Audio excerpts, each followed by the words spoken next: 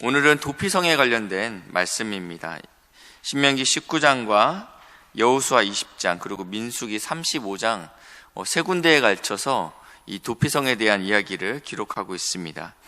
먼저 이거 도피성은 이 가나안 땅에 들어가면 이스라엘 백성이 세 군데를 정해서 이 땅을 구별해서 도피성으로 세워라 이렇게 말씀하고 있는데, 사실은 이 광야에서도 이 도피성의 개념들은 가지고 있었습니다.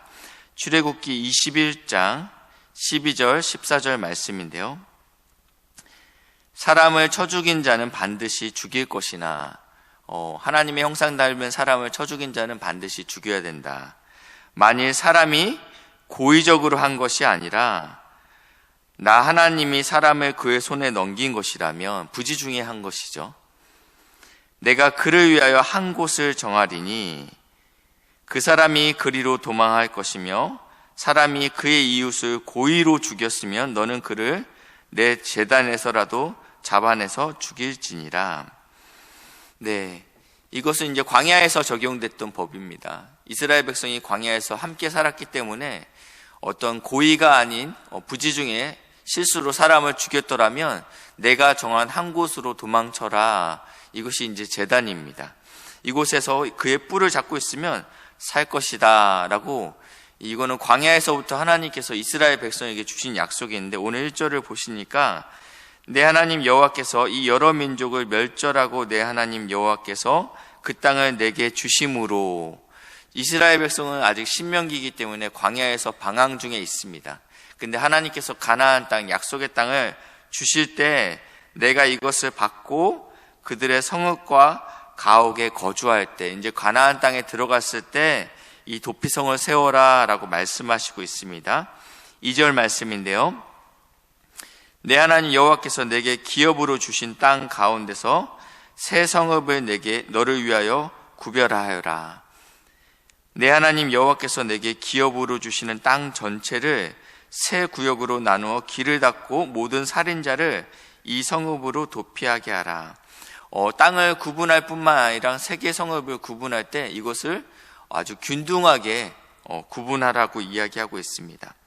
그래서 유대 문헌에 보니까요, 도피성을 향하는 길에 아주 이렇게 팻말을 만들라고 했습니다. 왜냐하면 내가 살인을 저질렀는데 지금 어느 방향으로 가야지 가장 빠른 길을 알아야 되지 않습니까? 그래서 도피성으로 가는 길은 큰 길을 닦으라고 말하고 있어요.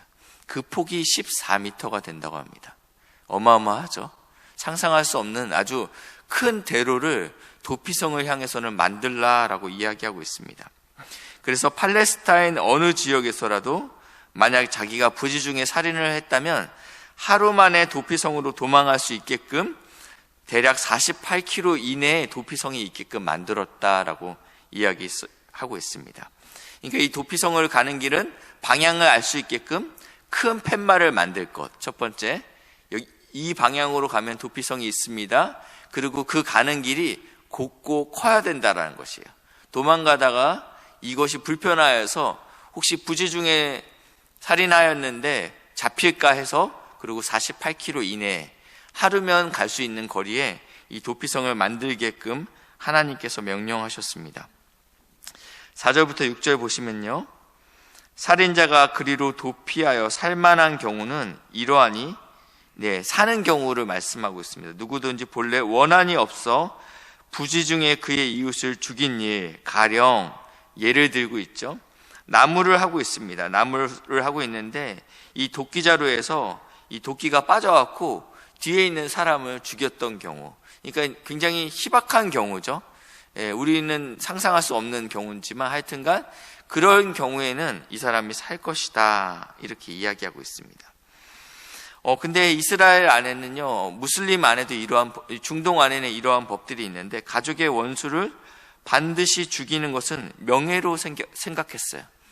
우리나라 이제 사극에도 보면 스승의 원수를 갚겠다고 그 수십 년간 수련하는 사람 제자들도 있는 것처럼 이스라엘 안에는 가족의 명예를 지키는 것들, 불명예로 죽었을 때는 이 원수를 죽이는 것들은 마땅했습니다. 그렇기 때문에 이게 실수라고 하더라도 가족 중에 자신의 원수를 갚아드리는 것들은 당연한 것들이었습니다. 그렇기 때문에 도망갈 수밖에 없습니다. 8절 9절입니다.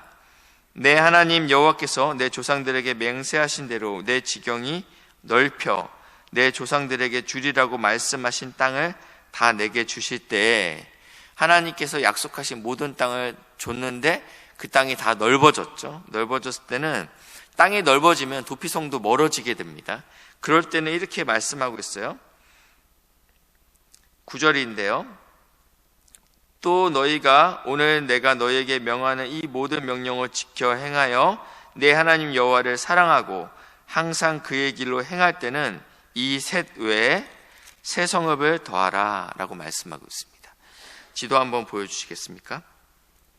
네, 그래서 여호수아 20장에는요 실제로는요 도피성이 6군데 저렇게 균등하게, 네, 그러니까 어느 지역에서도 살인이 났을 때, 내가 살인을 했을 때 하루면 당도할 수 있는 거리에 도피성을 두었다라고 이야기하고 있습니다. 민수기 35장 15절 말씀인데요. 민수기 35장 15절 말씀인데, 이 도피성은요 이스라엘 자손뿐만 아니라 외국인, 타국민도 여기에 해당한다라고 말씀하고 있어요. 그러니까 구약을 볼 때 우리가 오해할 때는 구약은 이스라엘만 사랑하는 하나님이다라는 오해를 갖고 있는데, 사실은 구약에 있는, 특별히 예수의 족보에 있는 많은 이방인 여인들이 등장하고 있습니다. 모압 여인 룻, 그렇죠? 벌써 이미 피가 섞였어요, 그렇죠? 많은 이방 여인들이 등장하고 있어요. 여리고성, 그렇죠? 여리고성에서도 지키고 있었던 그 여인도 이방인이었죠. 이런 식으로 이방인들이 계속 등장하고 있습니다. 근데 구약은, 그리고 출애굽할 때 이스라엘만 출애굽한 게 아니라 수많은 잡족들도 함께 나왔다고 했어요. 그러니까 이 구원의 백성의 안에는요, 그리고 하나님께서 아브라함을 불렀을 때 세상에 복이 되게끔 부르셨다고 하고 있어요. 이스라엘 백성만 복이 될 거야 라고 말씀하신 게 아니고 열방에 복이 되기 위해서 아브라함을 불렀다고 말씀하고 있습니다. 그러니까 이미 구약에서부터 하나님께서는 열방을 향한 계획들을 갖고 계셨는데, 오늘 이 도피성 안에도요 이스라엘 자손과 타국인 이 모두 다 해당한다라고 말씀하고 있습니다. 이 도피성에 도착하면 성문 입구에서 성읍의 장로들이 사건을 말하게 합니다. 어떠한 연유로 살인이 일어났는지 이유를 듣게 됩니다. 그때 이제 피해 보복자들이 따라오죠. 잡기 위해서 따라오는데 이 도피성에 도착했어요. 그럴 때는 이 제사장은 살인자에게 이 사람을 넘겨주지 않습니다. 반드시 재판을 걸치게 합니다. 그러니까 이 사람이 정말 죄를 지었는지 아니면 어쩔 수 없는 연유로 죽을 죄를 졌는지에 대해서 재판을 통해서 이 사람을 넘겨주든지 안 넘겨주든지 하게 된다라는 것입니다. 재판 과정 가운데 이 살인의 도구가 굉장히 중요하다고 합니다. 그래서 이 민수기 35장 16절 18절에는 이렇게 표현하고 있어요. 만약에 철 연장이나 죽일 만한 돌, 죽일 만한 나무 연장으로 죽인 자는 반드시 죽임을 당할 것이다. 내가 만약에 부지중했습니다. 근데 뭘로 죽였는데 철 연장으로 이렇게 죽일 마음은 없었는데 그냥 휘둘렀는데 죽었다. 근데 이 도구 자체가 죽일 만한 도구였으면 이것은 반드시 죽어야 된다라는 것입니다. 이러한 이렇게 원칙들을 세워놨습니다. 그리고 평소에 미워하는 마음이 있었어요. 미워하는 까닭에 밀쳐 죽이거나 기회를 엿보다가 무엇을 던져 죽인 경우에는 또 반드시 죽어야 된다. 그러니까 아무 이유 없이 그냥 뭔가 누가 보이지 않았는데 던져서 그게 우연히 맞아서 죽은 거는 아닌데, 내가 미워하는 마음이 평소에 있었기 때문에 그 사람을 보고 던져서 죽였으면 또 마찬가지로 죽여야 된다라고 말씀하고 있어요. 26절부터 28절인데요. 부지중에 죽였지만 살인은 살인입니다. 그렇죠? 부지중에 죽였지만 살인은 살인입니다. 그렇기 때문에 도피성에서는 벗어날 수 없습니다. 너는 죽을 만한 죄인은 아니구나. 그렇지만 너는 도피성에 있어야 된다. 언제까지 도피성에 머물러야 되냐면 대제사장이 죽기까지 머물러야 된다고 성경에 쓰여 있습니다. 근데 대제사장이 1년 만에 죽을지 아니면 나보다 오래 살지는 장담할 수 없는 거예요. 만약에 난 너무 억울해요, 제사장님. 정말 너무 우연찮게 정말 이런 경우가 있을 수 없잖아요. 그런 경우가 있을 수 있죠, 분명히. 네, 아무 생각이 없었는데 저도 운전을 하다 보면요, 제가 예상치 못했던 사고가 발생합니다. 이렇게 좁은 길을 운전하고 있는데 초등학교 저학년이 골목에서 뛰어나오더라고요. 제 앞에서 뛰어나온 게 아니라 제 뒤에서 뛰어나와서 제 뒷문을 받고 튕겨져 나가더라고요. 이런 경우는 너무너무 당황스럽죠. 그래서 차를 멈춰놓고 얘가 도망가더라고요. 지도 놀랐죠. 그래서 저도 막 쫓아갔어요. 왜냐하면 애를 그렇게 보내면 안 되겠더라고요. 물론 잘못한 건 저 친구일 수 있어도 그렇게 보내면 안 될 것 같아서 뛰어가서 연락처 받고 어머니랑 이제 통화를 했죠. 이런 경우가 있을 수 있잖아요. 근데 문제는 친 건 친 거예요. 그렇죠? 그러니까 이제 도피성으로 가서 재판을 받으니까 너는 잘못한 게 아니야. 그렇지만 사람을 쳤잖아. 그러니까 도피성 안에 머물러야 돼. 언제까지 있어야 될까요? 내가 죽을 때까지 있어야 돼. 근데 이 제사장이 건강해요. 그래서 내가 나보다 훨씬 더 오래 살면 그러면 나는 여기서 도피성에서 죽게 된다라는 것입니다. 도피성 안에 머문다라는 것은 자신의 죄의 심각성을 인정하는 것입니다. 나 부재 중인데 어쩔 수 없었는데요. 그걸 무시하고 도피성 밖을 떠났으면 그때는 자신의 피해 보복자가 자신을 죽여도 이것은 죄가 되지 않는다라고 이야기하고 있습니다. 성 안에 머물지 않는다라는 것은 죄의 심각성을 부정한다라는 의미도 있습니다. 사무엘하 16장 7절 말씀인데요. 다윗이 자신의 아들이 반역하자 성을 버리고 도망하는 사건이 발생합니다. 그때 베냐민 지파의 시므이라는 사람이 이 도망가는 다윗이 얼마나 정신이 없었습니까? 그렇죠? 허겁지겁 도망가고 있는데 시므이가 따라오고 있어요. 따라오면서 저주하면서 이렇게 말씀하고 있습니다. 피를 흘린 자여, 사악한 자여, 가거라. 네가 얼마나 죄인이면 네 자식이 너를 배반하느냐. 이러면서 막 저주를 퍼붓고 있어요. 그러니까 그의 다윗의 신복이 제가 가서 저 사람을 죽이겠습니다. 그러니까 다윗이 냅둬라. 하나님이 나를 치셨다. 이렇게 이야기하고 있죠. 그러고 나서 이제 다윗이 죽을 때 이렇게 자신의 아들 솔로몬에게 유언 같은 메시지를 전합니다. 용서하지 못할 사람들이 있었던 것 같아요. 그 중에 하나가 이 시므이였습니다. 나는 분명히 그를 용서했다. 그렇지만 그는 그렇게 용서받을 만한 사람이 아니다. 그래서 솔로몬이 왕이 되고 나서 시므이를 불러드립니다. 왕상 2장 36절입니다.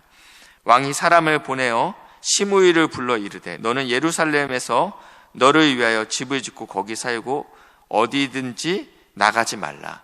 예루살렘 성 밖을 나가면 안 돼. 너는 분명히 알라. 내가 나가서 기드론 시내를 건너는 날에는 반드시 죽임을 당하리니. 그러니까 이 예루살렘 성을 나가자마자 기드론 시내에 골짜기가 있습니다. 아주 작은 골짜기예요. 여기를 벗어나는 경우에는 그러니까 이렇게 정해놨죠. 여기를 벗어나면 안 된다. 그때는 내 피가 내 머리로 돌아가리라. 시므이가 왕께 대답하되 이 말씀이 좋사오니 내 주 왕의 말씀대로 종이 그리하겠나 하고 날이 오래도록 예루살렘에 머무니라. 왕이 되면서 경고했죠. 너 여기 성 밖을 벗어나면 너는 반드시 죽을 것이다. 우리 한번 기드론 시내 한번 이미지 한번 보여주시겠어요? 네, 보시면 저 기드론 빨간 글씨로 돼 있죠. 성 밖을, 그러니까 바로 성 밖을 넘어가면 안 된다 이런 것입니다. 근데 문제는요, 이 시므이는요, 이 죄의 문제를 심각하게 생각하지 않았다라는 거에 문제가 있습니다. 3년이 지나자 그의 종이 시므이를 피해서 도망가는 사건이 내려주시면 되겠습니다. 도망가는 사건이 발생합니다. 시므이는 아무 생각 없이 그 종들을 잡기 위해서 예루살렘 성 밖을 나가게 됩니다. 나가고 나서 그 종들을 다시 잡아서 돌아오죠. 그러니까 이제 제가 시므이여 같았으면 잡으러 가지 않던지, 잡으러 가도 다시는 예루살렘 성으로 돌아오면 안 됐었는데 그는 아무 일 없다는 듯이 그냥 돌아오니까 그 얘기를 이제 솔로몬에게 그의 신하들이 하게 됩니다. 그래서 시므이가 죽게 됩니다.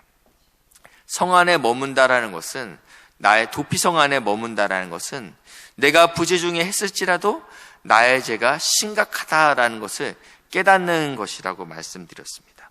나의 죄가 용서될 수 있는 유일한 방법이 무엇이에요? 내가 죽거나, 부재중에 지었지만 내가 죽거나, 왜냐하면 죄는 죄니까요. 아니면 대제사장이 죽거나, 두 방법밖에 없다고 말씀드렸어요. 히브리서 9장 말씀인데요. 9장 11절, 12절 말씀인데요. 그리스도께서는 장래 좋은 일에 대제사장으로 오사 손으로 짓지 아니한 것 고이 창조에 속하지 아니하고 더 크고 온전한 장막으로 말미암아 염소와 송아지 피로 아니하고 오직 자기의 피로 영원한 속죄를 이루사 단번에 성소에 들어가셨느니라. 예수께서는 대제사장으로 이 땅에 오셨다고 말씀하고 있습니다. 근데 대제사장이신 예수께서 우리를 위해서 죽으셨죠. 단번에 죽으셨다라고 말씀하고 있어요. 사실은 우리가 마땅히 죽어야 될 사람입니다. 고의로 죄를 졌던지 부지중에 죄를 지었던지. 우리는 반드시 죽어야 될 사람이지만 예수가 십자가에서 죽으심으로 사실은 우리의 죄가 용서됐다라고 이야기하고 있다라는 것입니다. 구약에는 도피성이라는 제도가 있었다면 신약에는요, 예수가 그 도피성이 됐습니다. 우리가 예수께 피하면 되는 거예요. 나의 죄가 있음에 내 죄가 주홍같이 붉을지라도 주님 앞에 나오면 주님께서 나의 죄를 용서하신다라는 것이죠. 그렇기 때문에 예수님 안에서 사랑과 공의가 온전히 실현되는 도피성이 됩니다. 예수를 따르는 교회 공동체는 무엇입니까? 그 도피성 대신, 피난처 대신 예수를 드러내는 역할입니다. 그래서 길을 닦는 역할을 하는 거예요. 그 구약시대에 12m 되는 긴 대로를 뚫었다고 했잖아요. 도피성에 잘 갈 수 있게끔, 혹시 부재중에 죄를 지었지만 원수로 인해서 죽지 않게끔 도와주기 위한 것이 길이죠. 그리고 팻말이죠. 예수 그리스도를 믿는 교회 공동체는요, 예수를 잘 소개하는 큰 길이 되는 것입니다. 이쪽으로 가십시오. 예수를 소개하는 큰 팻말이 된다라는 것입니다. 교회가 죄를 지음으로 그 팻말이 방향이 바뀌면 안 되겠죠. 팻말이 바뀌어서 너네가 믿는 예수? 나는 믿고 싶지 않아.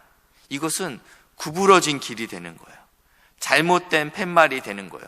명확하지 않는 팻말이 되는 거죠. 팻말은요, 명확하게 누구를 가르쳐야 돼요? 예수를 가르쳐야 돼요. 교회는 명확하게 누구를 가르쳐야 돼요? 예수를 가르쳐야 돼요. 교회는 예수를 드러내고 소개하고 길을 닦고 정확한 표지판이 되게끔 예수님께서 우리를 부르셨다라고 말씀하고 있습니다. 복된 사랑하는 우리 믿음의 형제자매 여러분, 예수님을 잘 드러내시는 큰 은혜가 있기에 주님의 이름으로 축복합니다. 기도하시겠습니다. 사랑의 주님, 감사합니다. 우리의 도피성 되어 주셔서 우리의 죄를 온전히 용서하시고 깨끗게 해주심을 감사합니다. 우리가 머리 대신 예수님을 섬김으로 예수님을 잘 드러낼 수 있도록 인도하시고 역사해 주시옵소서. 하나님, 또 오늘 또 우리 기도원에 가게 됩니다. 우리 80여 명의 성도님들 또 안전하게 잘 다녀오게 하시고 또 하나님께 부르짖는 복된 시간 될 수 있도록 인도하시고 역사해 주시옵소서. 감사드리며 예수님의 이름으로 기도했습니다. 아멘.